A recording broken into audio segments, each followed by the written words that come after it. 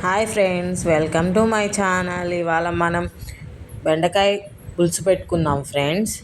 దానికి ముందుగా స్టవ్ మీద బాండీ పెట్టుకొని దానిలో తగినంత ఆయిల్ పోసుకోవాలి. ఆయిల్ కొంచెం హీట్ అవ్వనిద్దాం ఫ్రెండ్స్. చూసారా ఫ్రెండ్స్, ఆయిల్ హీట్ అయింది. ఇప్పుడు దీనిలో పచ్చిమిర్చి, ఉల్లిపాయ వేసుకుందాం. ఆయిల్ బాగా హీట్ అయింది ఫ్రెండ్స్, ఉల్లిపాయలు బాగానే వేగుతున్నాయి. ఇప్పుడు దీనిలో మనం తరిగి పెట్టుకున్న పచ్చిమిర్చి, ఉల్లిపాయలు మొత్తం వేసుకుందాం ఫ్రెండ్స్. వేసుకొని ఒక 2 మినిట్స్ దీన్ని ఫ్రై చేద్దాం. బాగా ఫ్రై చేయొద్దు ఫ్రెండ్స్, ఒక 2 మినిట్స్ ఫ్రై చేస్తే సరిపోతుంది.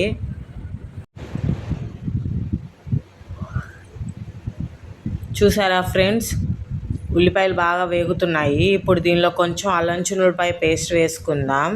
అది పచ్చి వాసన పోయేంత వరకు ఫ్రై చేద్దాం, లేదంటే కూర మొత్తం అదే స్మెల్ వస్తుంది ఫ్రెండ్స్. లైట్ బ్రౌన్ కలర్ వచ్చేంత వరకు ఫ్రై చేద్దాం. చూసారా ఫ్రెండ్స్, అల్లం చిన్నులపాయ పేస్ట్ బాగా ఫ్రై అవుతుంది, ఆయిల్ కూడా రిలీజ్ అవుతుంది. ఇలా ఒక 2 మినిట్స్ ఫ్రై చేసుకుందాం.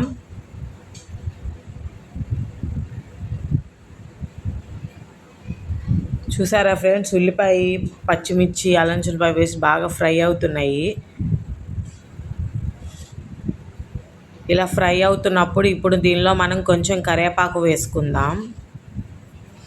అది మీ ఆప్షన్ ఫ్రెండ్స్, వేసుకోవాలి అనుకుంటే వేసుకోండి, లేకపోతే లేదు. నేను ప్రతి కూరలో కరివేపాకు యూజ్ చేస్తాము.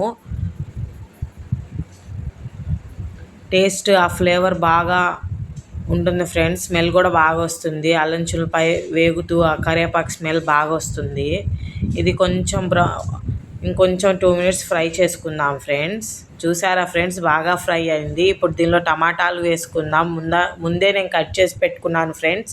ఆ టమాటాలని దీనిలో వేసుకుందాం.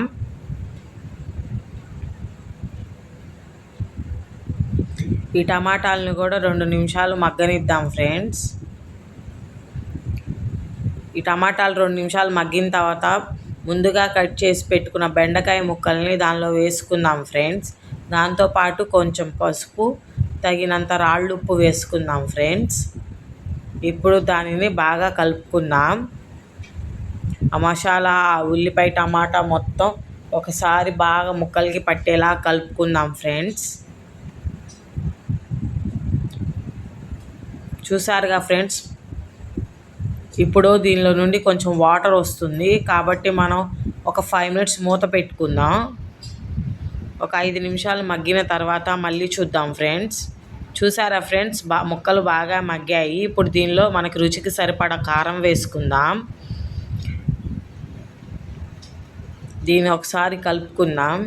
కారం వేసిన వెంటనే వాటర్ పోయొద్దు ఫ్రెండ్స్, అది కారంగానే అనిపిస్తుంది, ముక్కకి కారం పట్టదు.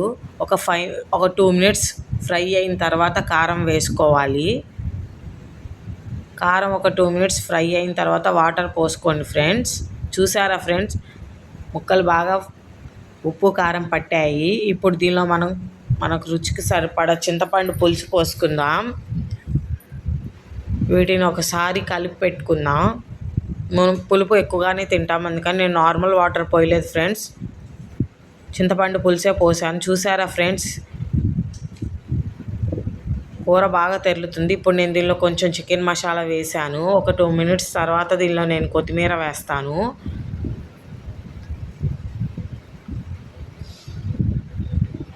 చూసారా ఫ్రెండ్స్, కొత్తిమీర వేసాను. అంతే ఫ్రెండ్స్, మన కూర బెండకాయ పులుసు రెడీ అయిపోయింది. మీకు నచ్చినట్టయితే షేర్ అండ్ లైక్ చేయండి. ఎలా ఉందో ట్రై చేసి కామెంట్ చేయండి ఫ్రెండ్స్. ఇంకా నన్ను సబ్స్క్రైబ్ చేసుకోకపోతే సబ్స్క్రైబ్ చేసుకోండి ఫ్రెండ్స్.